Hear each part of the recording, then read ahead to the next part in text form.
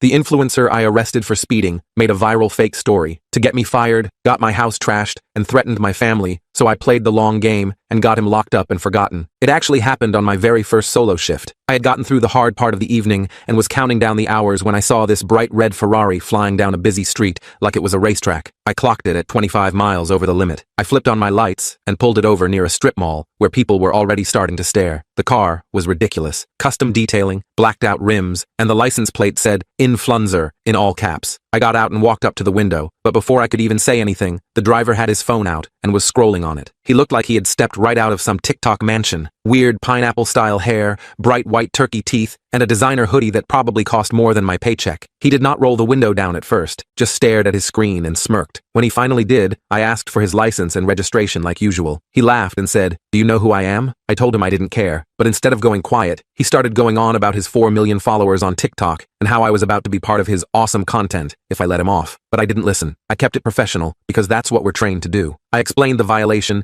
and asked again for his documents. That is when he switched tactics. He offered me a shout-out, said he could totally help my career if I let him off. But I wasn't letting up. I told him I was writing the ticket. That's when his whole face changed. He got more aggressive. He started scrolling through his phone showing me videos of him with actual A-list celebrities. He said, "Look, I can make you famous overnight. Why be difficult?" Like he could not believe I was not impressed. I had just finished writing the ticket when he flung open the door and got out without permission. I will admit, I got a little nervous given this was my first solo shift, but I told him to get back in the car. Well, he ignored me completely and pulled out his phone. Before I knew it, he had started live streaming. He waved the phone around like a weapon and yelled, "Guys, this cop is harassing me for nothing. ACAB, ACAB-E." And I could see people at the strip mall pulling out their own phones to record. My heart was pounding, but I tried to stay calm. I asked him one more time to give me his license and registration. That's when he told me to screw off, that he was above this legal nonsense, and started taunting me, saying I should be thanking him for the publicity. I warned him that if he continued to refuse, it would lead to more charges. He laughed this demented little rat laugh and said, "I'll get you and your whole family fired, Lilin word." That's when I called for backup. And while I was waiting, he started getting personal. He told me I must have become a cop so I could harass people, because deep down, I was a creep who wanted to do that and had to find a way. Many other cops would have likely just arrested him or tackled him by now, but I wanted to avoid violence at all costs. However, that proved impossible when he shoved his phone right up in my face while ranting to his live stream. Then he got close to me. I clutched on my weapon just as a way to warn him, but instead of retreating, he started shouting I was a pig and got even closer. He yelled that I was an ant compared to him and that I wouldn't dare use force. He got even close and actually reached his hand out to push me. That was it. I told him he was under arrest for attempting to assault an officer and failing to comply with lawful orders. He flipped instantly. He started full-on screaming, "Do you know what my lawyers will do to you? My followers are watching this live." I cuffed him while reading him his rights. Backup arrived right as I was walking him to the cruiser. During his entire drive to the station, he kept talking. He alternated between making threats and pleading with me to be cool and let him go, promising everything from cash to concert tickets if I would just forget the whole thing happened. I had no idea how serious those threats would turn out to be. By the time I finished processing him at the station, clips from his live stream were already going viral. His name was Kyle Winters, apparently some big TikTok star who made prank videos and lived in one of those content creator mansions. The sergeant told me not to worry about it, just standard procedure. The guy was clearly in the wrong. But I could tell even my supervisor was a bit concerned about the social media attention this was already generating, as his phone kept buzzing with notifications throughout our conversation. I left the station around 3 a.m., completely exhausted. My first solo shift had turned into a 16-hour nightmare thanks to all the paperwork from arresting Kyle. The booking process alone took forever, because he kept demanding his one phone call, like we were in some TV show. He finally called someone he referred to as his content manager, who apparently doubled as his lawyer. The guy showed up around 1 a.m., looking like he'd just rolled out of bed, wearing sweatpants and a wrinkled dress shirt, his eyes bloodshot from what I assumed was being woken up in the middle of the night. I overheard Kyle's lawyer telling the desk sergeant that this was all a misunderstanding and that his client was just creating content. The sergeant wasn't having any of it though. Kyle got charged with speeding, resisting arrest, attempting to assault an officer, and disorderly conduct. I filled out all the required reports while Kyle's lawyer arranged for his bail. By the time I clocked out, Kyle had already been released, probably already planning his next move while I was still drowning in paperwork. I drove home thinking the worst was behind me. Boy, was I wrong. I woke up around noon the next day to my phone blowing up with notifications. My roommate Mark was banging on my bedroom door, the sound echoing through our small apartment. "Dude, you need to see this," he said, shoving his phone in my face before I was even fully awake. It was Kyle's TikTok account. He'd posted edited clips from his live stream that made it look like I'd been aggressive with him from the start. The caption read, "Power-tripping cop arrests me for being famous. Police brutality, just justice, viral." It already had over 2 million views, with the counter climbing higher every time I refreshed the page. I sat up in bed, suddenly wide awake. In the video, he'd cut out all the parts where he'd refused to provide his license, gotten out of the car without permission, and tried to push me. Instead, it just showed me putting my hand on my weapon and then arresting him while he innocently protested, his voice cracking as if he were genuinely afraid. "This is bad," Mark said. "There's like 1,000 comments calling for you to be fired." I quickly checked my own social media accounts. My Instagram, which I rarely used, had hundreds of new follow requests and messages. I opened one at random. "Hope you get what's coming to you, pig." Another one read, "Found the cop with the small dick energy." I closed the app,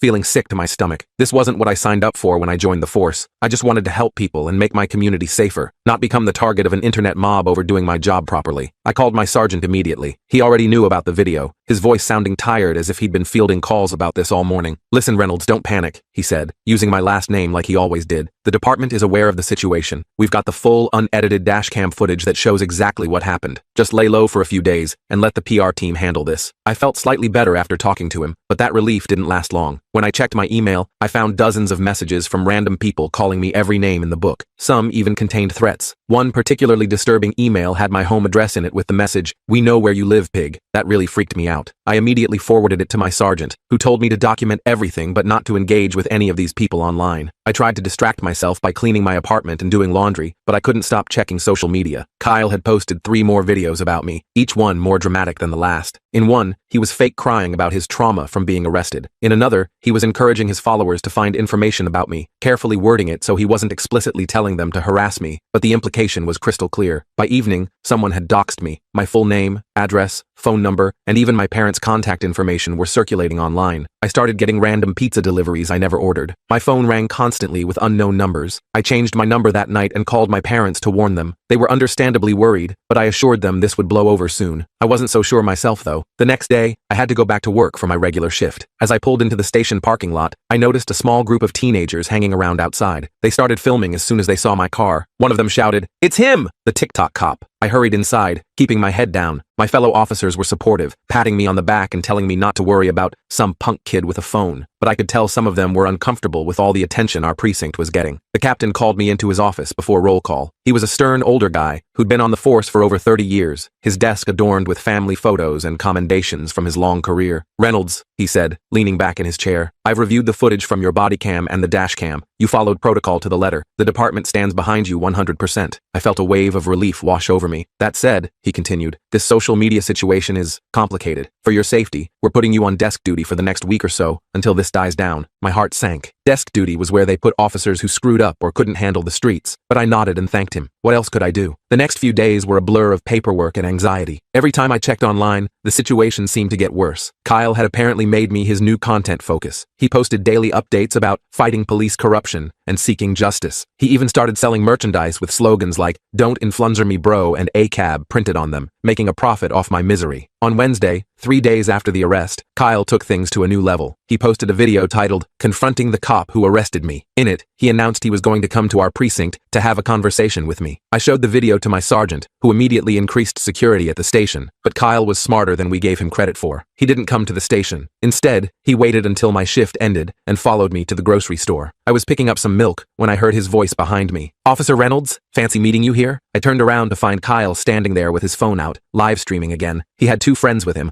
both also filming. People in the store started staring and pulling out their own phones, creating a circle of digital eyes all focused on me. "I just want to talk, man," Kyle said, his voice loud enough for everyone to hear. "Why'd you have to violate my rights like that?" I remembered my training and the captain's advice. Don't engage, don't escalate. I turned away and started walking toward the checkout. Kyle followed me, still talking. "See this, everyone? He won't even acknowledge what he did. Typical cop behavior." I paid for my milk and left as quickly as possible, Kyle and his friends trailing behind me the whole time. When I got to my car, they surrounded it, making it impossible for me to leave without risking hitting one of them. "Move away from my vehicle," I said firmly, speaking for the first time. "Or what? You'll arrest me again?" Kyle taunted, getting closer to my face with his phone. Thankfully, the store manager had called the police. 2 patrol cars pulled up with their lights flashing. Kyle and his friends immediately backed off, acting like they'd done nothing wrong. The responding officers recognized me and escorted Kyle and his crew off the property with a warning about harassment. That night, Kyle posted the edited footage from our grocery store encounter. In his version, I looked like I was threatening him for no reason. The comments were brutal, with people calling for me to be fired, arrested, or worse. The harassment event escalated from there. Someone created fake dating profiles using my photos and personal information. My parents started getting prank calls at all hours. My old high school girlfriend reached out to tell me someone had contacted her asking for dirt on me. By Friday, a week after the arrest, I was at my breaking point. I couldn't sleep, barely ate, and jumped every time my phone buzzed. The department had assigned a patrol car to drive by my apartment regularly, but it didn't make me feel any safer. Then I got a call from a number I didn't recognize. Normally I wouldn't have answered, but I was expecting a call from the department's legal team. "Hello?" I said cautiously. "Is this Officer Reynolds?" A female voice asked. "Who's asking?" I replied. "My name is Jenna Martinez. I'm a content creator who worked with Kyle Winters. We need to talk." I almost hung up, but something in her voice made me pause. "How did you get this number?" I asked. "Kyle has it. He has a lot of information about you that he shouldn't have. Look, I know you have no reason to trust me, but I want to help. Kyle has gone too far this time." We arranged to meet at a coffee shop in a neighboring town where hopefully no one would recognize me. I arrived early and picked a table in the back corner with a clear view of the door. Jenna arrived right on time. She was younger than I expected, maybe 20 or 21, with purple hair and more piercings than I could count. She sat down across from me, looking nervous. "Thanks for meeting me," she said quietly. "What's this about?" I asked, still suspicious. Jenna took a deep breath. "I've been part of Kyle's content house for about 6 months. At first it was fun, making videos, going to parties, getting free stuff from sponsors, but lately, things have gotten dark." She explained that Kyle had become obsessed with growing his following at any cost. His pranks had gotten more extreme, often crossing legal and ethical lines. The Ferrari he was driving when I pulled him over, borrowed without permission from another influencer. The speeding, deliberate, to create content. "After you arrested him, he saw an opportunity," Jenna continued. "His engagement numbers were dropping before that night. Now they're higher than ever. He's monetizing all the videos about you." "So he's making money off ruining my life?" I asked, feeling a fresh wave of anger. "Lots of money," Jenna confirmed. "But that's not why I'm here. Yesterday, I overheard him talking to some guys he knows from the street racing scene. They were planning something to teach you a lesson. I don't know exactly what, but it sounded serious." My stomach dropped. "Did you hear any specifics?" "Just that it would happen this weekend, and it would make great content." I left the house after that and haven't been back. I deleted all his content from my accounts too. I can't be part of this anymore. I thanked Jenna for the warning and immediately called my sergeant when she left. He took the threat seriously and suggested I stay somewhere else for the weekend. I packed a bag and went to my parents' house in the suburbs, about an hour away from my apartment. Saturday passed uneventfully. I started to think maybe Jenna had misunderstood or Kyle was just talking big. Then on Sunday morning, my roommate Mark called. "Dude, someone broke into our apartment last night," he said, his voice shaking. "They trashed your room, like, completely destroyed everything." I drove back to the city with my dad. The apartment was a disaster. My bedroom door had been kicked in, and everything I owned was either broken, stolen, or spray painted. The walls had slurs and threats written on them. My computer was missing, along with my spare uniform and badge. The responding officers took photos and dusted for prints, but I already knew who was behind it. What I didn't expect was for Kyle to post about it almost immediately. "Karma Hits Corrupt Cop," his new video was titled. It didn't show the break-in directly, but it featured Kyle talking about how sometimes the universe delivers justice, while smirking at the camera. His followers ate it up, with comments celebrating my misfortune. That was my breaking point. This kid had crossed every line, and the harassment was only getting worse. I needed to fight back, but I had to be smart about it. Going after him directly would just play into his narrative. I remembered something Jenna had mentioned during our conversation, that Kyle was planning a huge party at his content house that night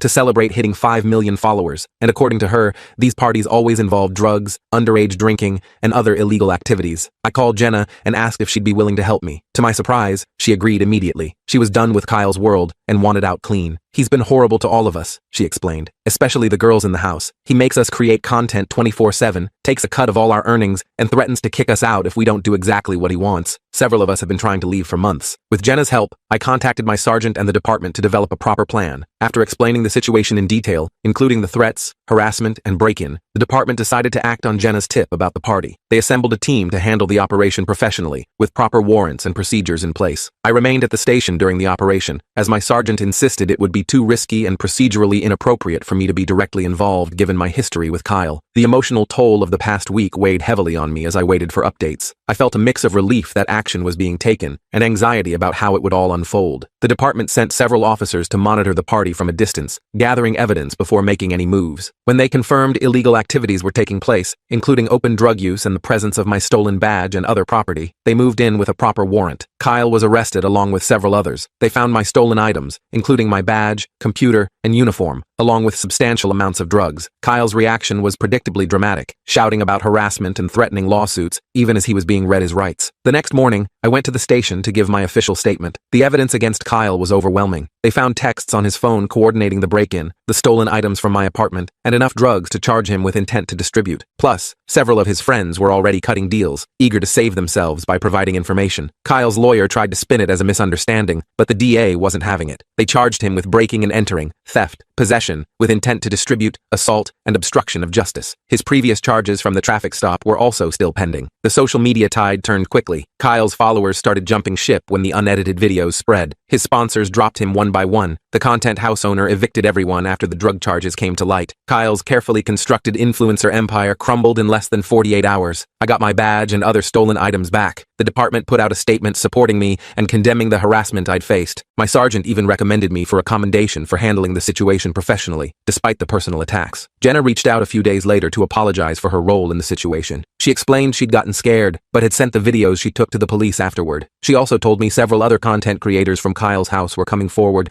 with stories about his manipulative behavior and illegal activities. Kyle eventually took a plea deal, 3 years in state prison with possibility of parole after 18 months, plus probation and community service. The judge took the severity of his crimes seriously, particularly the organized break-in and the harassment campaign. His social media accounts were either deleted or abandoned. The psychological impact of the harassment lingered long after Kyle was sentenced. I started seeing a department therapist to process the anxiety and stress from having my privacy violated so publicly. The department also implemented new training protocols based on my experience to help other officers deal with similar situations in the social media age. I'm back on regular patrol now. Sometimes people recognize me from the whole ordeal, but it's usually positive these days. A few kids have even told me they want to be police officers because of how I handled the situation. The weirdest part? I actually gained a decent social media following myself. The department's PR team suggested I start an official account to share what being a police officer is really like. Nothing flashy or dramatic, just honest day-to-day stuff about community policing. It's not millions of followers, but the people who do follow seem to genuinely care about making their communities better. As for Kyle, his influencer Ferrari got impounded and eventually auctioned off to cover his legal fees. I sometimes drive past the spot where I first pulled him over and think about how differently things might have gone if he'd just taken the ticket and moved on with his life. But I guess some people have to learn the hard way that real actions have real consequences, no matter how many followers you have.